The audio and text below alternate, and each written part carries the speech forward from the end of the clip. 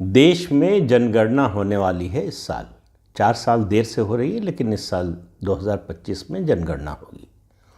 सबसे बड़ा मुद्दा जो बना हुआ है जनगणना को लेकर कि क्या जातियों की गिनती होगी, जो 1951 में बंद कर दी गई थी। 1951 के सेंसस से जाति की गणना नहीं हो रही है। उससे पहले अंग्रेज़ों ने शुरू किया था और उनके जाने के साथ वो ख़त्म हो गया।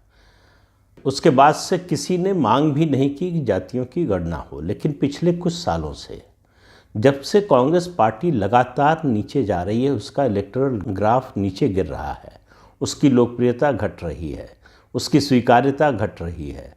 जब से राहुल गांधी के नेतृत्व की स्वीकार्यता नहीं बन पा रही है, तब से कांग्रेस पार्टी और उसके साथी दलों की, उनका मानना यह है कि बीजेपी को अगर कमज़ोर करना है तो हिंदुओं की एकता को तोड़ना होगा, हिंदुओं को जाति में बांटना होगा। और हिंदुओं को जाति में बांटने का सबसे बड़ा संवैधानिक औजार जो हो सकता है वो जाति की गणना। जाति की गणना कराओ, उसके बाद जो है जातीय संघर्ष को हवा दो। अब सवाल ये है कि क्या सरकार इसके लिए मानेगी। आपने संसद में राहुल गांधी को बोलते हुए सुना होगा, उन्होंने कहा था कि इसी संसद में जाति की गणना करा के रहूँगा।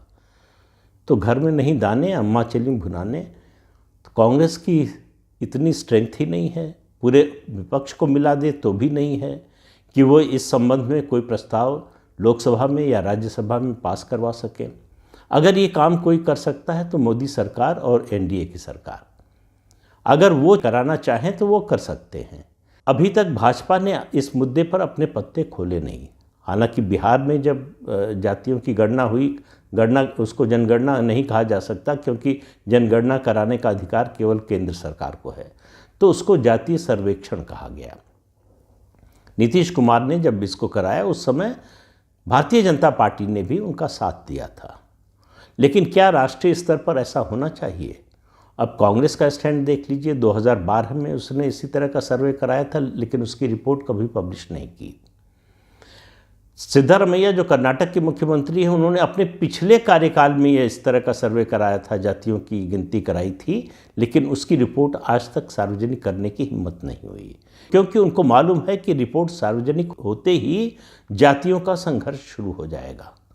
तो जो काम अपने शासन वाले राज्य में कांग्रेस नहीं कर रही है, वो राष्ट्रीय स्तर पर कराना चाहती है।